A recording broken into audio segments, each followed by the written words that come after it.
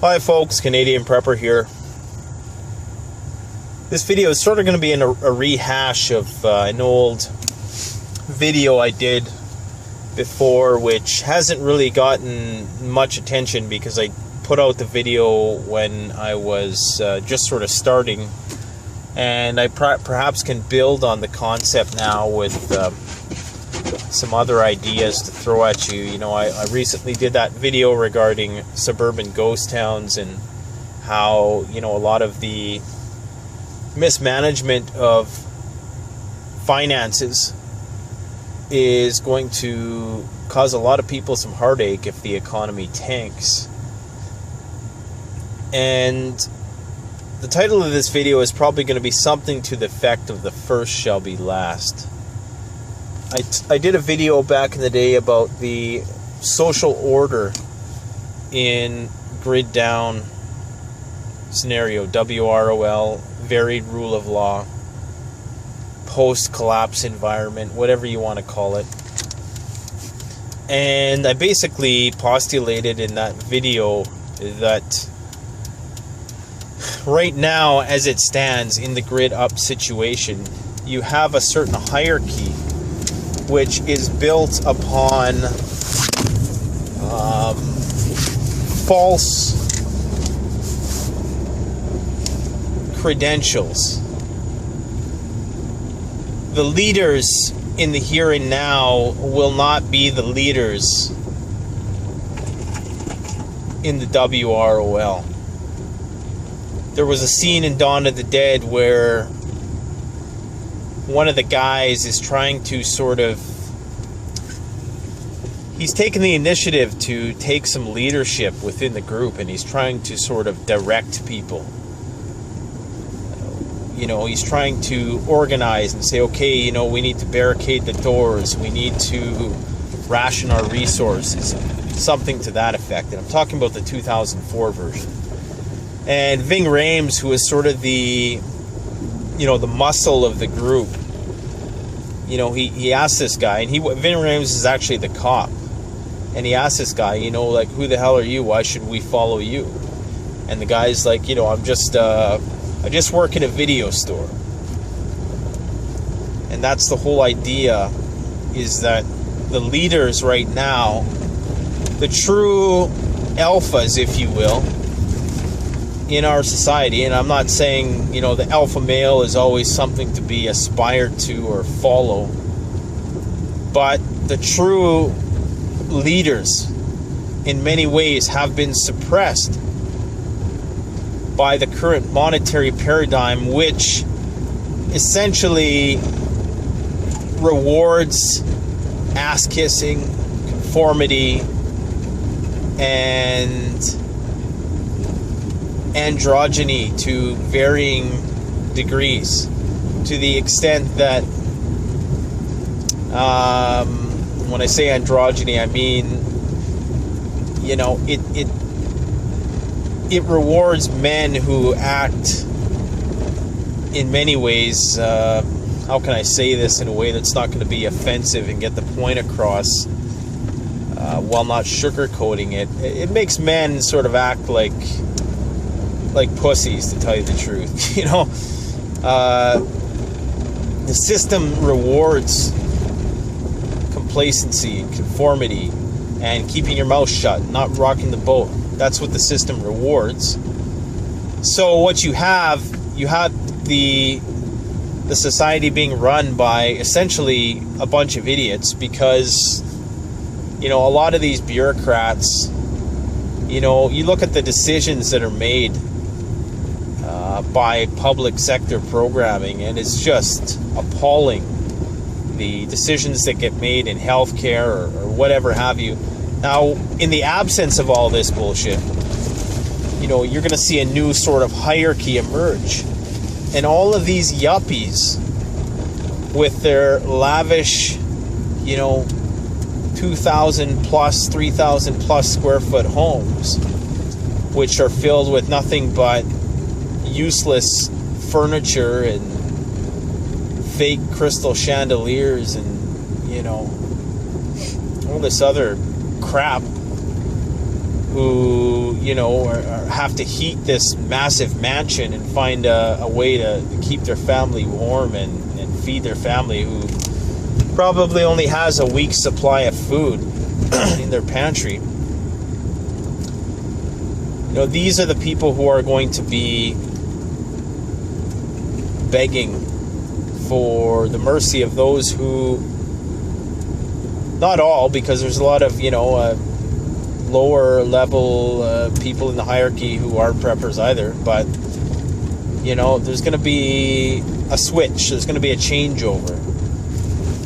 A lot of those people you see in the street also,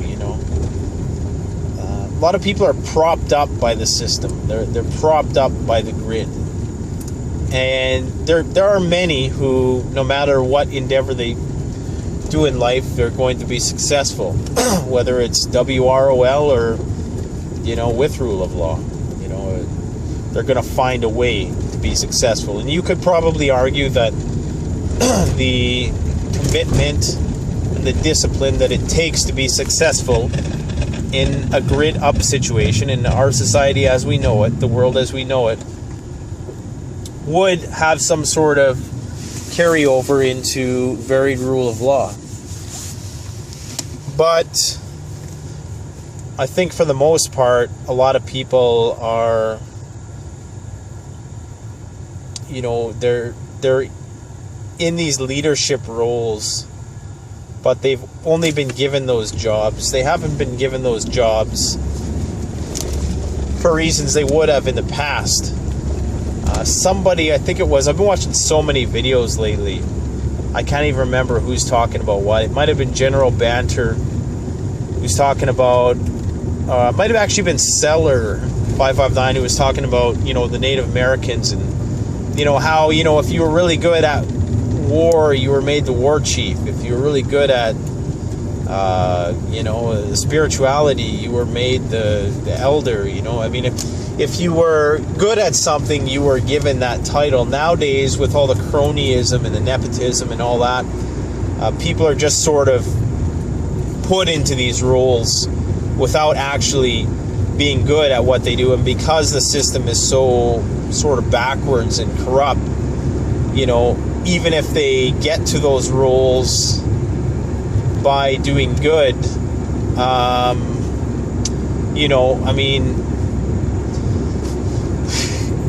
what am I trying to say? Like, even if they get into the roles by doing good, like, is the role itself a legitimate one? Is it justified? So, the people in these positions of power now shouldn't really be there in a lot of ways. Which is not to say that they don't have something to contribute, or that, it just means that this system is failing. The system will fail because it's just going to fail. I allude to something Mosaic Master said recently regarding, he used the analogy of, what would you do if you had $1 million in 3 days to live? Well, you would be blowing all that money like it's no tomorrow. And then he compared that to the U.S. government, and they're printing a fiat currency, and this people taking on insurmountable debt loads, and what that all entails is death, is this imminent collapse in some way, shape, or form. And I agree with that. I agree that it's all going to come crashing down. All these big fancy houses, and I'm not, like I say, I'm not envious of these people. I don't envy the yuppie at all. I paint houses on the side as a casual job that I do for a little extra income. And some of the houses I paint, like, it's just, to me, all I see from a prepper's strategic perspective, I go into these people's house, and it's funny, you can tell, and naturally so, rightly so, a person should be suspect of anybody coming into their home to do work or whatever. but you can almost see, like, they think you're a painter, and you're after what they have, and you can almost tell that there's this, okay, lock up the jewelry and this typeface, and I don't know, I wish I could tell them, hey, I'm not interested in your jewelry. It does nothing for me. Maybe if you had some cool tactical or some stored food somewhere, I would be tempted to swindle you, which of course I wouldn't. I'm just being facetious, but I have no interest. I have absolutely no envy for these people whatsoever, for the big houses with the big massive windows, which are total security flaws, everywhere. I mean, that's all I see when I go into these homes. It's like, how could you possibly defend this place? How could you keep this place warm? That's what I see. Where is the renewable energy? Of course, there is none. Anyways, I got kind of off topic of the point that I was going to make there, and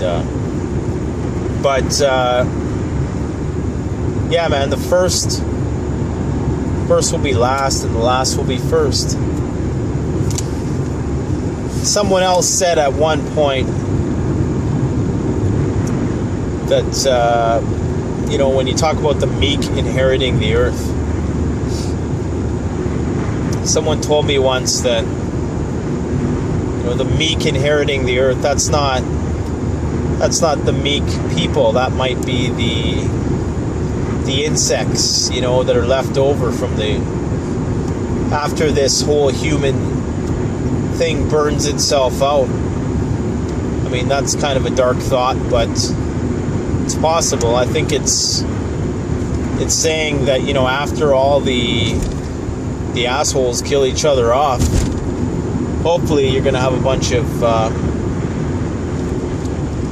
hopefully the good will inherit the earth, I guess.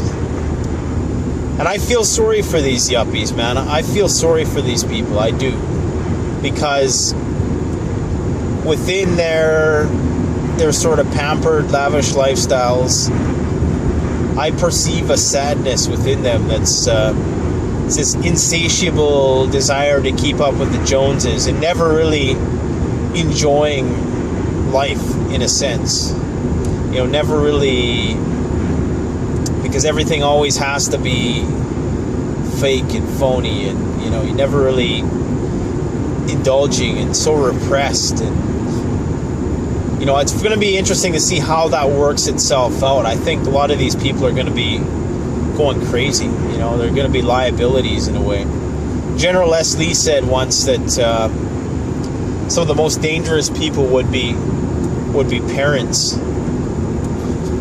The parents who were marauding to feed their kids, and I totally agree with that. And I would say that some of the most unpredictable ones, and perhaps the craziest ones in the sense of going for broke, will be the yuppie parents who have to take care of their kids. I go into these houses and I gotta ask these guys, I wish I could, of course I can't because it's a business thing, but what are you gonna do if somebody came in and tried to attack your family? I mean, how are you going to defend against that? Maybe that would drive the point home, would drive the importance of preparedness home for these people. But I don't know. I do feel sorry for them because, like I say, it's only when the grid is up that they have their power, and so long as it's up, they have their heyday. And that's one of the trade-offs, is that if you're not living in the city, in the big city, the downtown and the Manhattans and the Torontos, you can't really get too far in this society without being big in the city. And in order to be big in the city, you can't really be much of a prepper. You can be the urban prepper and have a really kick-ass bug-out bag and perhaps some PVC pipe caches scattered about the countryside, but you can't have your cake and eat it too. You can't, you know, you could have possibly retire at some point and do the homesteading thing, but, you know. So I feel sorry for these guys because they're wrapped up in it right now, and in many ways,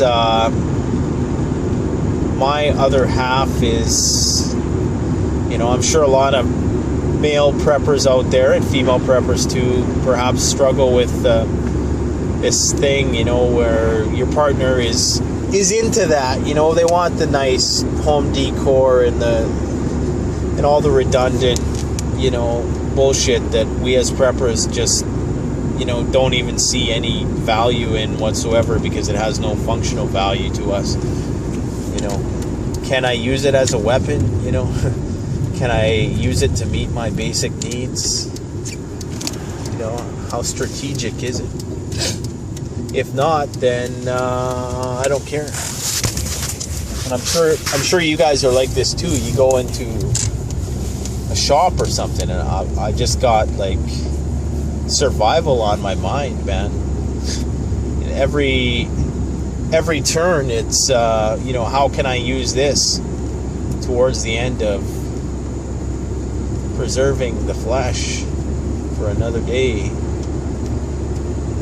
But anyways, that's today's rant. I got some more structured programming coming up. I'm gonna do some